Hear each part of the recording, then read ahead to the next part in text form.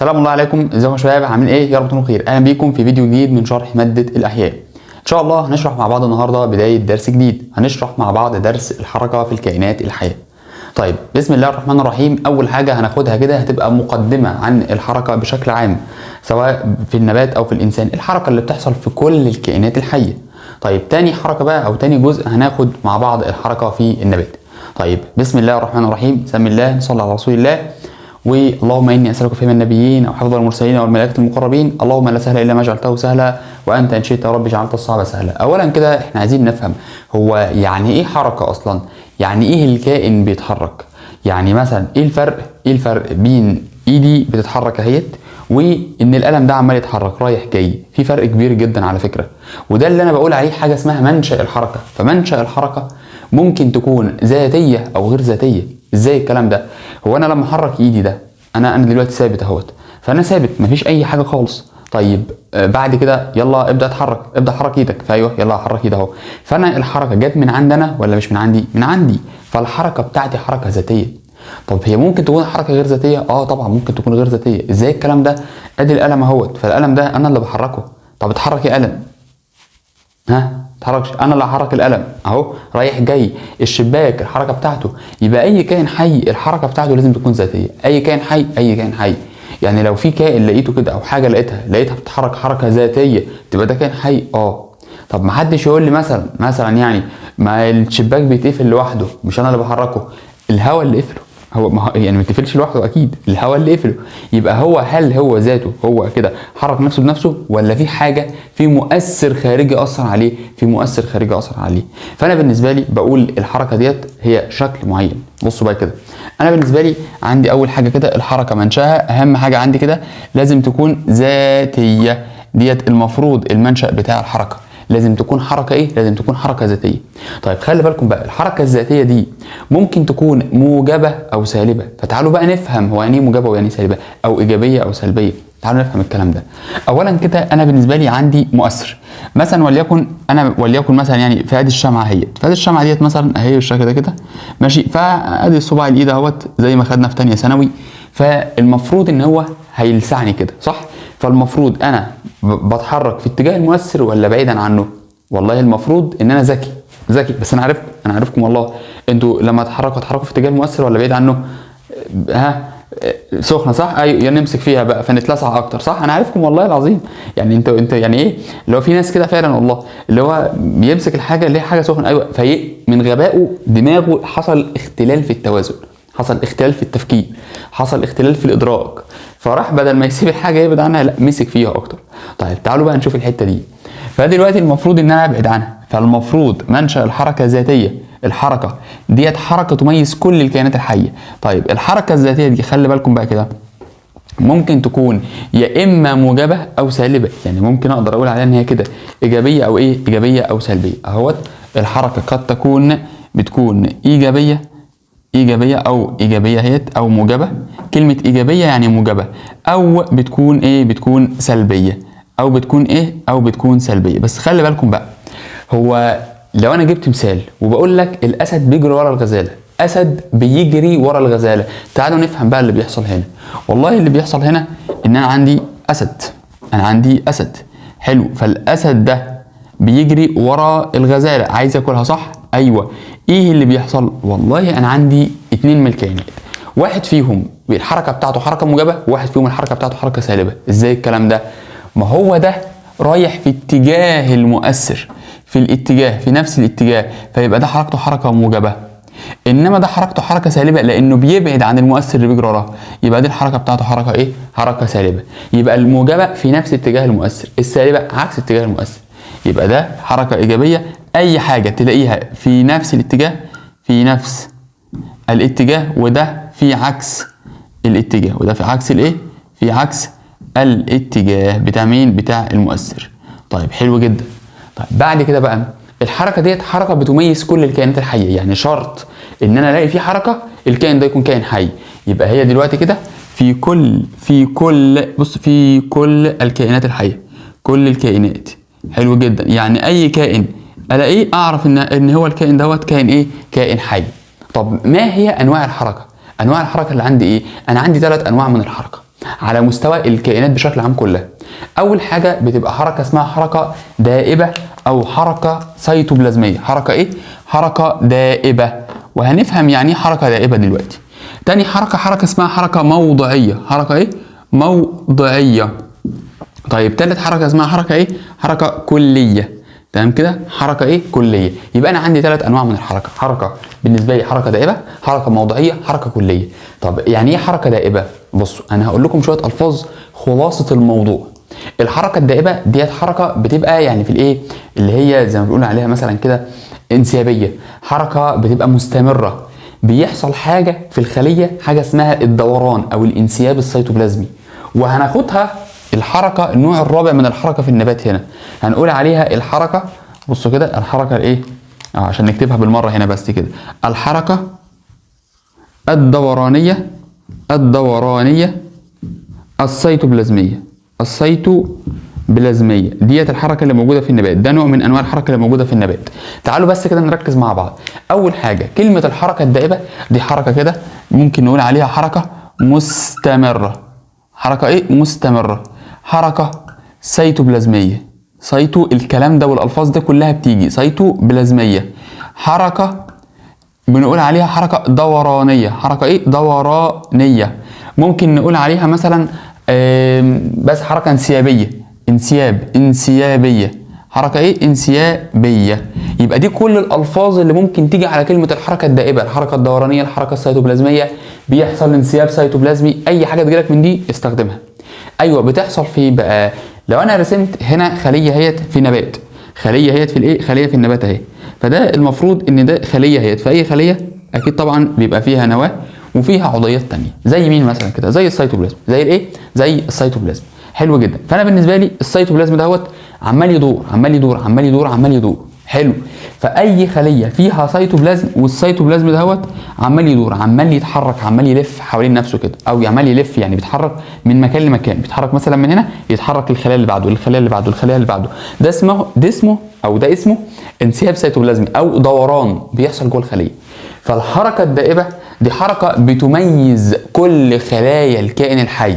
يبقى الحركه دي كده بصوا ركزوا كده ديت تحدث في بصوا كده كل خليه، كل خليه من خلايا الكائن الحي، من خلايا الكائن الحي. يبقى دي بالنسبه لي كده الحركه ليه؟ الحركه الدائبه او الحركه السيتوبلازميه او الحركه الدورانيه او الحركه الانسيابيه. تمام كده؟ طيب بعد كده بقى الحركه عماله تحصل في كل الكائنات. ايوه يعني دي بالنسبه لي كده اي خليه، اي كائن حي بيحصل فيه، اي كائن حي مهما كان. يبقى كل الكائنات الحيه مهما كانت بيحصل فيها الايه اللي هي الحركه الدائبه او الحركه السيتوبلازميه دي. طيب الحركه الموضعيه بقى لا، دي كده بالنسبه لي تشهد تحرك عضو بالنسبه لباقي الاعضاء، عضو بالنسبه لباقي الاعضاء. يعني ايه حركه عضو بالنسبه لباقي الاعضاء؟ بصوا بقى كده يا جماعه. اولا انا دلوقتي دراعي اهوت، انا ثابت مكاني اهو، انا واقف مكاني. بصوا وانا واقف مكاني دلوقتي بيحصل عندي كام حركه؟ المفروض ثابت من غير ما اتكلم ولا اعمل اي حاجه. المفروض الحركه بتاعت جسمي كده، والله انا عندي حركه كده دائبه بتحصل في كل خلايا الكائن الحي. طيب شايفين القلب؟ خلي بالكم بقى، القلب بيضخ مكانه او بينبض مكانه، صح؟ ايوه القلب ده كده مش بيتحرك موضعيه جوه جسمي، انا لسه ما اتحركتش ولا عملت اي حاجه، فانا بيحصل عندي كمان حركه موضعيه. يبقى حركه ضربات القلب دي حركه موضعيه. طب دراعي ده كده لما احركه كده بالشكل ده، دي مش حركه موضعيه؟ ايوه حركه عضو بالنسبه لباقي الاعضاء. الجسم ثابت، الحاجه بتاعتي ثابته مكانها ما بتتحركش، ما بتروحش يمين ما بتروحش شمال ما بتروحش اي حته خالص. طيب خلي بالكم بقى، انا بالنسبه لي لو انا مثلا بتكلم على حركه عيني، حركه العين، ايوه العين اهي، ان انا بفتح واغمض عيني. حركه مثلا الفم، حركه القفص الصدري عمال يتحرك للامام والجانبين، احنا خدنا الكلام ده في الدعامه. يبقى كل الحركات اللي بتحصل دي حركات موضعيه. يبقى انا لو قلت الحركه الموضعيه هو تحرك عضو بالنسبه لباقي الاعضاء، زي مثلا الحركه الدوديه اللي بتحصل في الامعاء، زي مين؟ يعني ماشي، الحركه الدوديه في الامعاء. تمام كده؟ دي اول واحده. طيب تاني واحده، لو احنا مثلا قلنا مثال يعني كمان، وليكن مثلا حركه، بصوا كده بقى، حركه العين. بس حركه القلب، كل دي حركات المفروض ان هي حركه موضعيه ولا مش موضعيه؟ حركه موضعيه. حركه مثلا القفص الصدري رقم 3، حركه القفص الصدري، يبقى دي كلها حركات ايه؟ حركات موضعيه بتحصل في جسمي. النباتات اكله الحشرات، بصوا كده في نباتات بتبقى اكله حشرات، ادي الحشره ادي الورقه اهي، فيبدا بص تيجي الحشره تنزل بالشكل ده كده على النبات، فالنبات يعمل ايه؟ يريح واكل الحشره كده، قافل عليها الورق بتاعه ويمتص العصاره بتاعتها. فيبقى انا بالنسبه لي برضو عندي رقم 4 مثلا اللي هي حركه النباتات آكلة الحشرات، آكلة الحشرات، حركة النباتات ايه؟ آكلة الحشرات. طيب بعد كده بقى الحركة الثالثة اللي هي الحركة الكلية. يعني ايه حركة كلية؟ دي حركة بتحصل بقى ان العضو بيتنقل من مكان لمكان، حركة عضو من مكان لآخر، حركة الكائن، حركة الكائن الحي من مكان لآخر، من مكان لآخر. طيب هل هو اتحرك عشان ايه بقى؟ والله عشان حاجة من الثلاثة، يا إما خلي بالكم بقى، يا إما بحثا عن الغذاء، يا إما بحثا عن الغذاء أو سعيا وراء الجنس الآخر أو تلافي خطر موجود في البيئة، يا إما بحثا عن الغذاء ماشي، أو سعيا وراء الجنس الآخر، الجنس الآخر، أو تلافي خطر موجود في البيئة، تلافي خطر ما موجود في البيئة، موجود في البيئة. يبقى أنا بالنسبة لي ده كده كل الكلام بتاع الحركة الكلية. يبقى الكائن ده هو بيتنقل من مكان للتاني، بيروح حتة، بيروح أي بلد. الغزالة مثلا بتجري من الأسد أو الغزالة بتجري من الأسد، يبقى دي حركة كده تلافي خطر موجود في البيئة. هو خلاص أكل وشرب ومش عارف ونام وظبط حاله، أنا دلوقتي مش أنا عايز آكل، أنا عايز آكل. طيب بعد كده بحثا بقى أو سعيا وراء الجنس الآخر، عايز يتكاثر، عايز يتجوز، تمام كده. طبعا مفيش حد فينا دلوقتي أو مفيش حد في مصر بشكل عام لا عارف يتجوز ولا عارف يعمل أي حاجة خالص. المهم يعني الحاجة كلها غالية، يعني عايزة فلوس فلوس فلوس. فدلوقتي كفايه ان احنا اصلا قادرين ان احنا نبحث عن الغذاء، فاحلى حاجه ان احنا بنبحث عن الغذاء بس يعني. فبحثا عن الغذاء وسعيا وراء الجنس الاخر وتلافي خطر موجود في البيئه. طيب فده كل فكره انواع الحركه اللي موجوده. بس خلي بالكم بقى، لو انا بتكلم مثلا عن الاميبا والبراميسيوم والجلينا والبكتيريا والكلام ده كله، هل ده بيتحرك؟ بيتحرك. حركه كليه؟ حركه كليه. طيب بس كده يعني ما يقدرش يتحرك حركات ثانيه؟ يعني مفيش اي حاجه ممكن تحركها؟ لا طبعا عندنا حاجات ثانيه بتحركها، يعني زي الاميبا، زي البراميسيوم، زي اليوجلينا، ايوه بيتحركوا. عندنا الحركه عن طريق الاقدام الكاذبه، عندنا الحركه عن طريق الاصوات، عندنا الحركه عن طريق الاهداب. يبقى انا عندي حاجات بتحرك الكائنات ديت، كل كائن ليه حاجه بتحركه. يبقى الاصوات، الاهداب، كل ده بيقدر يخلي الكائن يتحرك. ثانيه، حركته ايه كده؟ حركه من مكان للتاني. يبقى لو انا جايب لك رسمه فيها صوت، جايب لك رسمه فيها اهداب، جايب لك رسمه فيها اي حاجه، تقدر تقول ان الكائن ده بيتحرك من مكان للتاني. جميل جدا. طيب بسم الله الرحمن الرحيم، ندخل بقى على حاجه اسمها شروط الحركه وحفظ التوازن. شروط الحركه زائد حفظ التوازن. خلي بالكم بقى، يعني ايه شروط الحركه وحفظ التوازن؟ ازاي الكائن هيتحرك؟ اولا عشان الكائن يتحرك دهوت يبقى عنده هيكل صلب، والهيكل دهوت متمفصل. خلي بالكم الهيكل اللي عنده لازم يكون عنده العظام بتاعه دهيت عباره عن قطع. يبقى انا بالنسبه لي هو عنده هيكل صلب، والهيكل دهوت بيتيح التمفصل. يعني في تمفصل، ما هو لو ما فيش تمفصل هل انا هقدر احرك؟ يعني هحرك لفوق بس هل هحرك ده؟ هل هقدر لو انا عايز مثلا لو ده ما بيتحركش كده، هل لما اجي اكتب، بصوا كده همسك القلم كده عشان اكتب هعمل كده، علشان اكتب هعمل كده، طالما ده ما بيتحركش مش هعرف ان انا اكتب براحتي كده بقى. يبقى هي الفكره كلها ان انا لازم يكون عندي ايه؟ لازم يكون عندي تمفصل. يبقى انا اول حاجه لازم يكون عندي هيكل صلب، هيكل صلب، والهيكل دهوت لازم يكون مفصل بمعنى اصح. يعني ايه؟ هو عباره عن قطع مفصليه اهو. هيكل صلب عباره عن قطع، والقطع ديت تتيح التمفصل، تتيح التمفصل. خلي بالكم من المعلومات دي. طيب المفروض كده ان انا بقى عندي هيكل صلب، والهيكل الصلب ده عباره عن قطع، والقطع دهيت هتتيح التمفصل. يبقى انا بالنسبه لي كده بقت الحركه سهله، صح كده؟ ايوه بس خلي بالكم بقى، المفروض يبقى عنده هيكل، والهيكل ده عايز اعرف نوعه. هو انا عندي هيكل شكله عامل ازاي؟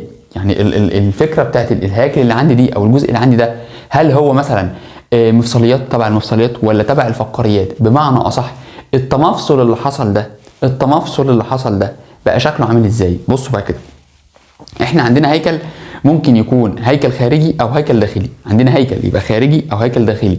طب هتفرق؟ طبعا تفرق على حسب الكائن الحي. فانا دلوقتي لو قلت ان انا عندي اهو هيكل خارجي، غير لو انا قلت انا عندي الهيكل ده هو هيكل داخلي. طب الهيكل الخارجي ده زي مين مثلا كده؟ زي المفصليات. المفصليات. ما هو الهيكل الخارجي زي المفصليات اهوت، مفصليات. انما الهيكل الداخلي لا، ده عندنا مثلا زي الفقاريات. كلام جميل. طيب اللي في المفصليات ده الهيكل اللي هو يعني زي مين مثلا كده؟ بصوا بقى، عد عندك. اولا انت عندك اول حاجه زي مثلا عنكبوت، العقرب مثلا. كمان غير العنكبيات، اكتب بقى الكلام ده في الجزئيه دي كده. العنكبيات اول حاجه، يبقى اول حاجه عندي كده اهوت في العنكبيات، طيب تاني حاجه عندي مثلا زي مثلا عارف القشريات؟ زي الجمبري، زي الاستاكوزا، زي مثلا زي الكابوريا. يبقى كل ده في القشريات. يبقى تاني واحده القشريات بكل انواعها. طيب تالت واحده متعدده الارجل. انت خدت الكلام ده في التصنيف في اولى ثانوي، اللي هي زي 44. اكتب اللي انا بقوله لك ده كله 44. يبقى 44 ديت يبقى هي مفصليات. يبقى الهيكل اللي عندها هيكل خارجي. طيب غير 44 او متعدده الارجل، الحشرات. رقم 4 الحشرات. يبقى الحشرات ديت برضو هتبقى بالنسبه لنا من المفصليات اللي هي اللي عندها هيكل خارجي. طب الهيكل الداخلي، والله انا عندي نوعين. اول حاجه يا اما فقريات الهيكل بتاعها يا اما هيكل عظمي، يا اما هيكل عظمي، يا اما الهيكل بتاعها هيكل غضروفي. هيكل غضروفي. ايوه، يعني ايه هيكل عظمي بقى؟ والله الهيكل العظمي ده زي مثلا البلطي والبوري. ما هو دي الهيكل داخلي ولا خارجي؟ داخلي. ايوه، زي مين بقى؟ زي البلطي والبوري. طيب الهيكل بقى اللي هو الغضروفي ده زي القرش والراي. والراي. يبقى ده بالنسبه لي كده اول جزء معانا في المحاضره، اللي هو فكره الهياكل بشكل عام، او الجزء بتاع ان هو الهيكل بتاعنا شكله عامل ازاي. طيب او الفكره الحركه بشكل عام. تاني حاجه بقى هنبدا ناخد الحركه في النبات. هناخد 4 انواع معانا في الجزء ده.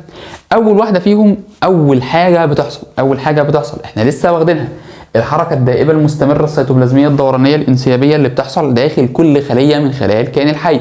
فاول حركه في النبات هاخد الحركه الدورانيه السيتوبلازميه. احنا لقينا ان السيتوبلازم اهو ديت في كل خليه. ايوه، بسبب ايه بقى؟ بسبب دوران السيتوبلازم، بسبب دوران السيتوبلازم. السؤال بقى هو انا قدرت ان انا اشوف الكلام ده ازاي؟ ما احنا عملنا تجربه، فرحنا جبنا نبات اسمه ايه النبات ده بقى؟ جبنا نبات مائي. نبات مائي. النبات المائي دهوت اسمه الايلوديا. النبات المائي الايلوديا دهوت فيه، ركزوا كده بقى، فيه بلاستيدات خضراء واضحه بشكل كويس جدا، بلاستيدات خضراء. فاحنا استدلينا من حركه البلاستيدات الخضراء دهيت على فكره مين بقى؟ على فكره الانسياب. بصوا كده، الانسياب السيتوبلازمي. الانسياب يعني معلش كده، يعني استدلينا على حركه الانسياب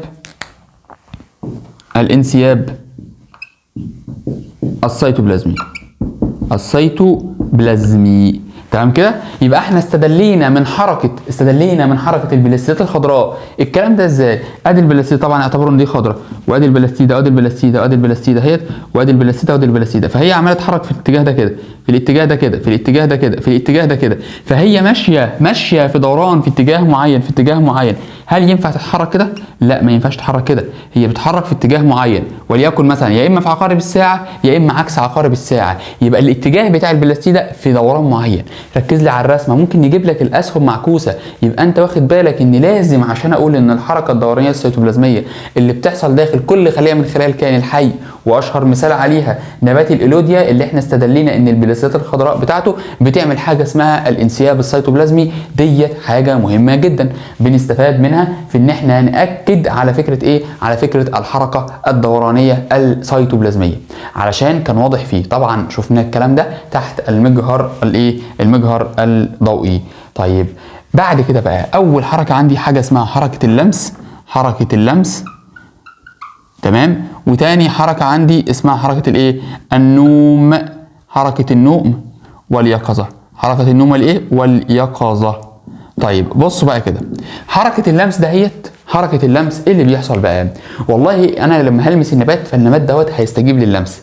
ايوه النبات زي ايه بقى؟ عندنا نبات مثلا زي نبات المستحيه، فتعالوا نرسم نبات المستحيه كده بتاع الرسمه بتاعت السنه اللي فاتت. ادي الساق بتاع النبات، ادي الساق ايه؟ بتاع النبات بالشكل ده كده. ماشي كلام جميل. ايوه ايه اللي بيحصل بقى؟ خلي بالكم بقى، الساق دهوت عندنا الجزء ده كده، فهيبدا يطلع زي ايه؟ زي فرع بالشكل ده كده. بس معلش هنجيبها من تحت اهو، من هنا كده مثلا. فادي ايه؟ طلع اول حاجه كده. طبعا المفروض ده محور اولي، بس المحور الاولي بيبقى عنده هنا انتفاخ، يبقى انتفاخ المحور الاولي. ادي المحور الاولي اهوت. ثم بعد كده عندنا طبعا برضو هنا انتفاخ، وعشان نطلع منه محور ثانوي، علشان نطلع ايه منه؟ محور ثانوي. طبعا الكلام ده من فوق ومن تحت اهوت بالشكل ده. فانا هاخد مثلا ده كده، فادي انتفاخ المحور الايه؟ انتفاخ المحور الثانوي. ثم المحور الثانوي نفسه بقى عنده انتفاخات برضو، بقى عنده انتفاخات. طيب الانتفاخات دي بقى انتفاخ قاعده الوريقه، انتفاخ قاعده الايه؟ قاعده الوريقه. طبعا انا عارف ان الرسمه اللي مرسومه دي رسمه يعني مش ميكروسكوبيه، ده رسمه اقل من الميكروسكوبيه، بس مش مشكله، يعني ده اللي موجود. بقى نعمل ايه؟ اهوت نكبر شويه اهو،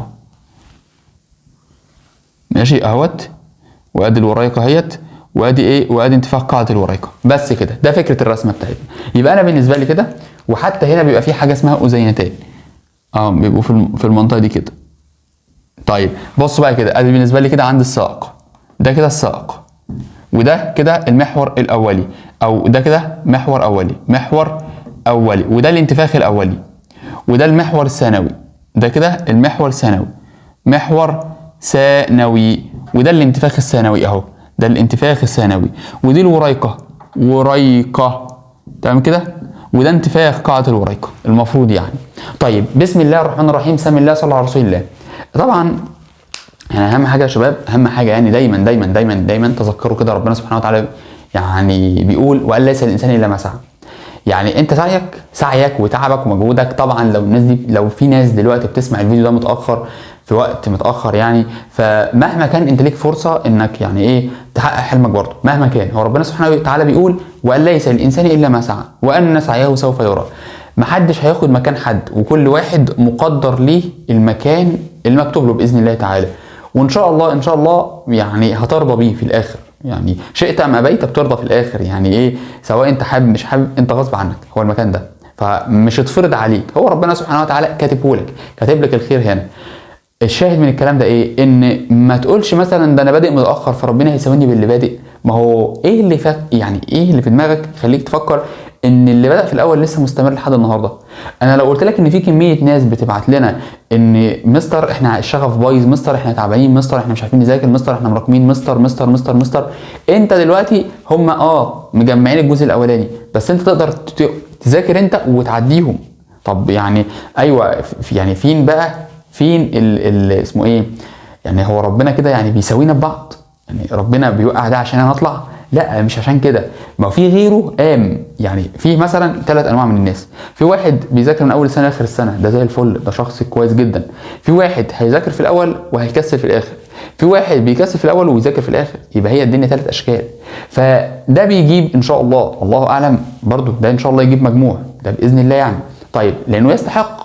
انتوا الاثنين بقى، انتوا دلوقتي المعادله بينكم انتوا الاثنين، الشخصين التانيين دول، اللي بيذاكر من اول السنه، ووقع في النص، تمام، هل هيقدر يقوم تاني؟ لو قدر يقوم تاني وصل لنهايه المطاف فان شاء الله ربنا يكرمه. طيب ويعني بالكليه اللي هو حاببها يعني، في كل الاحوال هو كله كرم من عند ربنا. ولا انت شخص كنت واقع في الاول وبعد كده شديت وكملت للاخر، ولا وقعت في الاخر؟ يبقى هي دي المعادله. يبقى الشخص ده ليه 3 مراحل وانت ليك 3 مراحل. دي الحرب بينكم انتوا الاثنين على كده. مش حرب، بس يعني عشان ما حدش يجي يقول طب اشمعنى واشمعنى واشمعنى واشمعنى، لا هي الفكره كده ان انت ليك 3 مراحل وهو ليه 3 مراحل. انت بقى في المرحله بتاعتك الاخيره مين اللي كسبان؟ مين اللي هيوصل لاخر حاجه؟ مين اللي هيوصل ان في المرحله الاخيره من الطرفين يكون بيذاكر؟ ده اللي هيدخل ان شاء الله يجيب الكليه اللي هو عايزها. طيب باذن الله يعني. فالنوم واليقظه واللمس ايه اللي بيحصل بقى؟ استجابه النبات لمؤثر اسمه اللمس. يبقى في مؤثر عندنا اللي هو مين؟ اللي هو اللمس. يبقى اللمس دهوت لمس الوريقات، لمس الوريقات، فبتستجيب لللمس. ايه اللي يحصل بقى يا جماعه؟ ادي الوريقات اهي. انا بالنسبه لي اعتبرني الساق، وادي الانتفاخ بتاع المحور الاولي، وادي المحور الاولي، وادي الانتفاخ بتاع المحور الثانوي، وادي المحور الثانوي، وادي انتفاخ قاعده الوريقه، وادي الوريقه. بمجرد ملمس الوريقه تتدلى الوريقات وكأن اصابها الذبول. بصوا اهو تدلى الوريقات وكأن اصابها الذبول اهي، تدلى كده. ثم هترجع الميه من المنطقه دي كده. بصوا كده بيبقى هنا يا جماعه في ميه، بمعنى اصح الاسموزيه او الفسيولوجيه بتاعتها في هنا ميه. فالميه هترجع ترجع ترجع ترجع ترجع ترجع ترجع لحد ما توصل للمحور الثانوي. يبقى هي كده سابت الوريقه وانتفاخ قاعده الوريقه، ورجعت في المحور الثانوي لحد ما رجعت في المحور الثانوي. يسكت على كده؟ لا، يتدلى المحور الثانوي، هينزل المحور الثانوي نفسه بالشكل ده كده. فده هترجع منه الميه ترجع ترجع ترجع للمحور الاولي، ثم ترجع لانتفاخ المحور الاولي، ثم تدخل للساق. وبكده احنا فقدنا الدعامه الفسيولوجيه اللي موجوده في النبات بتاع المستحيه. يبقى نبات المستحيه تدلى الوريقات وكأن اصابها الذبول، بقت في حاله ذبول. طب لو شلت اللمس، لو شلت المؤثر، هترجع الوريقات للحاله الطبيعيه بتاعتها.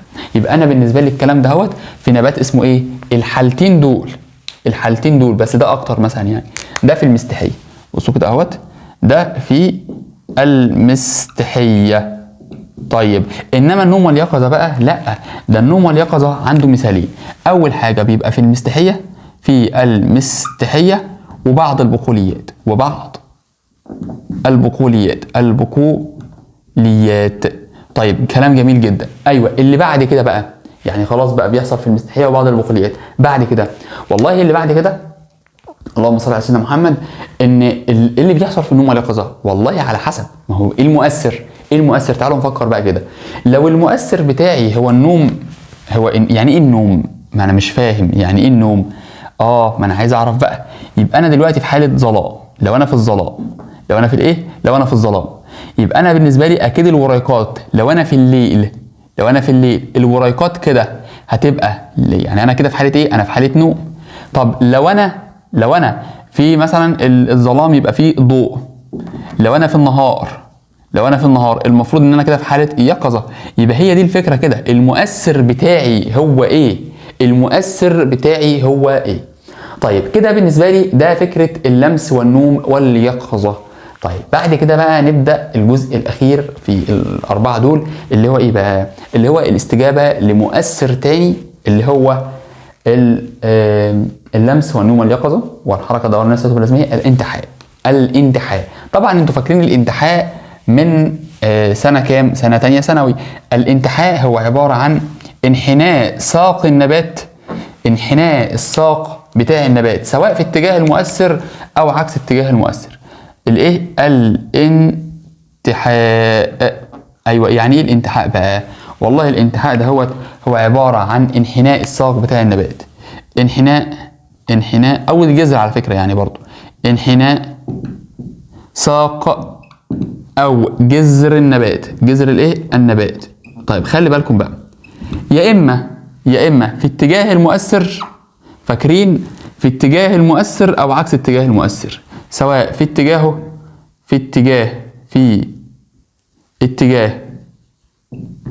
المؤثر او عكس اتجاه المؤثر او عكس الاتجاه.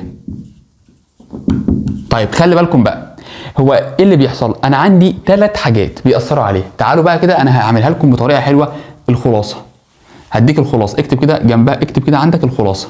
اول حاجه هنا بقى، انا عندي المفروض كده ادي الساق، وادي الجذر، وادي حاجه اسمها اوكسينات. طيب انا خلاص دول بالنسبه لي العوامل. طيب هكتب هنا اللي هو الضوء وهكتب هنا الجاذبيه، وهكتب هنا الرطوبه، وهكتب هنا الاكسينات. مره تانية مره تانية. طيب اهوت ده بالنسبه لي كده الجدول، اسمه جدول الخلاصه. يعني وانت بتذاكر كده تبقى انت عارف ان انت بتذاكر الخلاصه بتاعت الايه، بتاعت العمليه دي. ايوه، ايه الخلاصه بقى؟ بسم الله الرحمن الرحيم، صلي على رسول الله كده. اول حاجه عندنا، احنا عندنا دلوقتي بنعمل انحناء لساق النبات، صح كده؟ ايوه. يعني ايه الانحناء بتاع ساق النبات بقى؟ انا يعني بعمل له انتحاء. ايه المؤثرات بقى اللي هتاثر عليه عشان يحصل له الانتحاء؟ دي الفكره كلها بقى. ايه المؤثرات اللي هتاثر عليه علشان يحصل له الانتحاء؟ اول مؤثر عندنا الضوء، تاني مؤثر عندنا الجاذبيه، تالت مؤثر عندنا الرطوبه، رابع مؤثر عندنا الاكسينات. هو مش رابع مؤثر قوي بس بيأثر عليه. تعالوا بقى نشوف الكلام ده. اولا لو انا رسمت لك دلوقتي هنا كده، هرسم لك الساق، ادي الساق اهو بتاعت النبات، ادي الساق بتاع الايه، الساق بتاع النبات. فساق النبات ده بيحصل له انحناء، بس ثانيه واحده بس، هو عنده حاجه اسمها قمه ناميه. عنده حاجه اسمها ايه؟ قمه ناميه. ادي القمه الناميه وادي القمه الناميه بتاعت الجسر. تعالوا بقى نشوف القمه الناميه ديت. بيبقى عندي عباره عن جزئين، القمه الناميه عباره عن جزئين. هنا بيبقى 50% اكسينات اللي هم هنقطهم لكم كده كنقط، ادي 1 ادي 2 ادي 3 ادي 4. وهنا بيبقى 1 2 3 4 50 50. طيب هنا بقى بيبقى انا عندي 1 2 3 وهنا 1 2 3، خليهم 3 بس معلش عشان ايه يبقوا مظبوطين اكتر. 3 و3. فده بنسبه كام لكام؟ 50 ل 50. ايه ده؟ انا بالنسبه لي ده الجزء بتاع الساق، وده الجزء بتاع الجسر، ده الجزء بتاع الايه، الجسر. يبقى انا بالنسبه لي عندي كده النبات بتاعي عباره عن ساق وجسر. حلو جدا. الساق ده هوت المفروض اللي فوق اهو، فهو عنده قمه ناميه بدون مؤثر، بدون ما يكونش فيه مؤثر، فهو زي الفل. طيب الليزر جاي عليها زاهر، فالضوء جاي عليا. فايه اللي بيحصل بقى كده؟ فانا بالنسبه لي لو قلت في مؤثر جاي من هنا، ايه اللي هيحصل؟ فالمفروض بصوا بقى كده ايه اللي بيحصل. ان ساق النبات ده اهو بيحصل له زي استطاله. بصوا كده، استطاله، ويتحول من الشكل ده الى الشكل ده. بصوا كده الى الشكل ده. ان الساق اهوت، ادي ساق النبات، ادي الساق، تمام كده، وده الجزء اللي هو بتاع الساق والجزء بتاع الجذر، وادي الساق. ايه اللي بيحصل؟ القمه الناميه بدل ما هي كانت كده هتتحول للشكل ده، هتروح في اتجاه المؤثر. والمفروض الجذر هيحصل له كده، هيبعد عن المؤثر. يبقى المؤثر جاي من هنا كده اهو، المؤثر جاي من هنا كده اهو، فالمفروض ان ده هيروح في اتجاهه وده هيروح بعيد عنه. طبعا ده كده اصبح النسبه بقت مختلفه، النسبه اللي موجوده هنا بقت مختلفه. ايه اللي حصل؟ تعالوا ما اقول لكم. انا طبعا بتكلم على مؤثر اللي هو الضوء، خلي بالكم بس كده. انا عايز اقول لكم معلومه، ان الاكسينات بتكره، بصوا كده، بتكره الضوء. الاكسينات بتكره الضوء اهو، بتكره الضوء. تعالوا بقى نشوف الكلام ده. الاكسينات بنسبه 50 ل 50، فالاكسينات ده اهي اللي كانت بنسبه 50 الى 50، لما يجي الضوء فتهاجر من الجانب القريب تروح للجانب البعيد، لان هي بتكرهها. معلش بتكرهها، خلاص يا عم مش مشكله اهو، هاتها هنا حطها هنا اهو، وهدي هنا حطها هنا اهو. حلو كده، في اي مشكله؟ هدي كده تمام زي الفل. بص بقى، اصبح النسبه بدل ما كانت 50 50 بقت 35 65. حلو جدا الكلام ده. اكتب الكلام ده عندك، اكتبه ورايا عشان هو مش مكتوب في الكتاب. اكتب كل اللي انا بكتبه ده، اكتبه بس زي ما هو، اكتبه بالظبط. فانا بالنسبه لي بقت 50 50 50 ايه 50 50. طيب بعد كده جيت رايح واخد، ركزوا بقى كده، جيت رايح واخد كده اللي هيحصل ايه بقى؟ ان الاكسينات بتنشط، بص كده، بتنشط نمو الساق وتثبط نمو الجذر. يعني ايه؟ بص كده، لما الاكسينات هنا بقت عاليه، بقت 4 وهنا بقت 2 بس، زودت نمو الساق، زودت نمو الجزء ده اهي، فالساق نما فانحنى في اتجاه المؤثر. فبمعنى اصح كده الساق منحني ضوئي موجب، يعني بيروح في اتجاه الضوء، يعني الساق بيحب الضوء. يبقى احنا دلوقتي لما زودنا نشطه في النمو، نشطه للنمو، فالجزء ده هو زياده في النمو، زياده النمو في الجزء البعيد، والجزء القريب يعني ايه؟ معدل النمو يبقى اقل في معدل النمو. وخلي بالكم من حته كلمه معدل النمو دي، هو بينمو ولا مش بينمو؟ هو بينمو بس معدل النمو قل شويه. يعني يا مستر لو انا بعمل علاقه بينيه المفروض هل هو بينمو ولا مش بينمو؟ والله هو بينمو بس معدله قل. يعني لو بعمل علاقه بين ادي مثلا ادي واحد اهو وادي التاني اهو، ادي واحد اسود وادي التاني الازرق. مين الاسود؟ الاسود ده اللي هو مثلا اللي هو الجانب القريب، البعيد، خليه البعيد عشان هو اللي فوق، والجانب القريب هو اللي تحت اهو اللي هو الازرق. فالازرق الجانب القريب هل معدل نموه زاد ولا قل؟ قل. فبصوا كده معدل النمو بتاعه قل. طيب الجانب بقى البعيد معدل النمو بتاعه زاد. معدل النمو ايه؟ زاد. ولكن في الحالتين ده كمعدل، ولكن في الحالتين لو بتكلم على نمو فالمفروض ان الازرق اهو فالازرق بينمو اهو، ولكن الاسود بقى، الاسود برضو نفس الكلام اهو، بس الاسود زاد عنه في النمو شويه، معدل النمو بتاعه اعلى منه شويه، زياده في النمو شويه. يبقى دول رسمتين برضو مهمين، بس ده كده فكره النمو بشكل عام مش كمعدل احنا عرفنا الفرق اهو. فانا ايه اللي بيحصل كده؟ زودنا النمو، زياده النمو بتاع مين؟ بتاع الساق اهو. الجذر بقى لا، مش انا زودت الاكسنات هنا؟ ايوه. فبصوا كده ادي 1 2 3 4. ايه ده؟ مش المفروض كان ينمو كده؟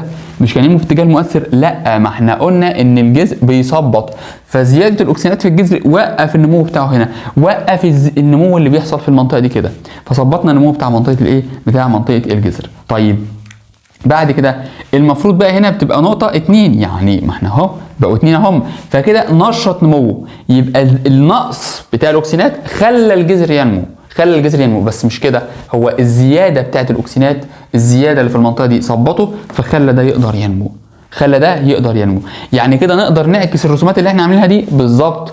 يعني المفروض الرسومات دي غلط بالنسبة للجذر، يعني ده كده بالنسبة للساق، معدل نمو الساق، وده النمو بتاع الايه؟ بتاع الساق. الجذر بقى اعكس الرسومات، خلي الازرق هو البعيد والاسمر هو القريب. خلي الازرق هو البعيد والاسمر هو القريب، يعني بيزداد معدل نمو القريب ويقل معدل نمو البعيد. طب هل هو بينمو ولا مش بينمو؟ بينمو عادي جدا. يبقى كده الجذر دوت منتحي ضوئي سالب. منتحي ضوئي سالب. خلي بالكم بقى الاكسنات بتحب تمام كده. بتحب مين؟ بتحب الجاذبيه. هو دلوقتي اشمعنى بتحب الجاذبيه؟ بصوا كده، الجذر ده هو منتحي بالنسبه للجاذبيه موجب ولا سالب؟ اللي هو ارضي بمعنى صح، بنقول عليها منتحي ارضي موجب ولا سالب. وده منتحي مائي اللي هو الميه، الجاذبيه الرطوبه يعني ميه، فمنتحي ارضي موجب ومنتحي مائي موجب. الجذر نازل لتحت فهو مع اتجاه الجاذبيه، يبقى خلاص يبقى ارضي. طب هو عنده الميه تحت فهو منتحي مائي موجب.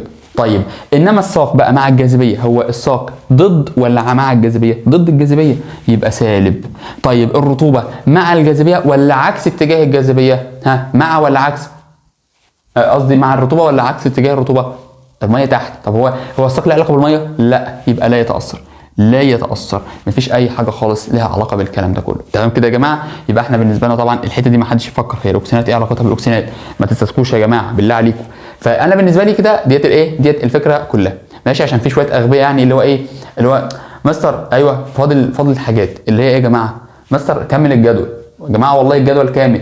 مستر ما دي ايه فيها يعني؟ ايه علاقه الاكسنات بالاكسنات؟ فانا فضلت في ذهول كده للحظات، فاللي هو ايه اللي هو مش عارف. انا مش هقول، قلت لهم كده انا مش قايل، انا هكمل شرح واللي يعرف يفكر، يعني اللي يعرف يفكر ويجيبها لي الحصه الجايه يبقى يقول.